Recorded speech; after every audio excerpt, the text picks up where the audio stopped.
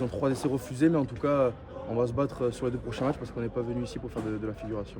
La presse néo-zélandaise vous avez taillé, elle a été capable aussi de t'encenser après le match. Will Jordan également a souligné ta performance. C'est toujours mieux que ce soit dans ce sens que dans l'autre sens, mais pas non plus trop y prêter attention. Il reste 2 gros matchs, dont un dès ce week-end, donc il faut vite se remettre au travail et montrer qu'on peut réitérer ce genre de performance en équipe. On s'est directement senti plutôt au niveau, il va falloir qu'on règle quand même certains détails parce qu'il ne faut pas oublier non plus qu'ils ont 3 essais refusés, mais en tout cas on va se battre sur les 2 prochains matchs parce qu'on n'est pas venu ici pour faire de la figuration.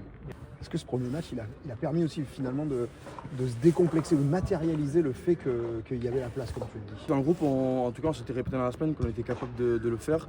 Ce match à Twickenham nous a aussi donné pas mal de confiance parce qu'on s'est rendu compte que même en seulement 3 jours d'entraînement, on pouvait aller battre cette équipe d'Angleterre chez elle. Donc je pense qu'on était conscient quand même qu'on pouvait rivaliser, en tout cas on se le disait.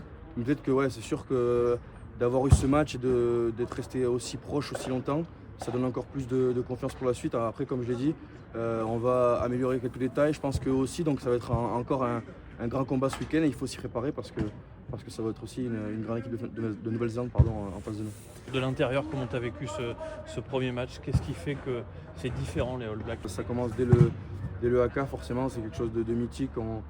On voit des vidéos depuis qu'on est tout gamin, donc pouvoir le vivre pour la première fois, en tout cas face à la grande équipe de All Blacks, c'est quand même quelque chose de mythique. Et c'est des joueurs qu'on regarde aussi. Je pense que quand j'avais 10 ans, Bowen Barrett, il joue déjà à ce niveau-là. Franchement, c'est énorme et ça va très vite. Mais on n'a pas le temps de se poser question, de les admirer parce qu'on est là pour rivaliser avec eux, donc on n'a pas trop le temps de penser à tout ça.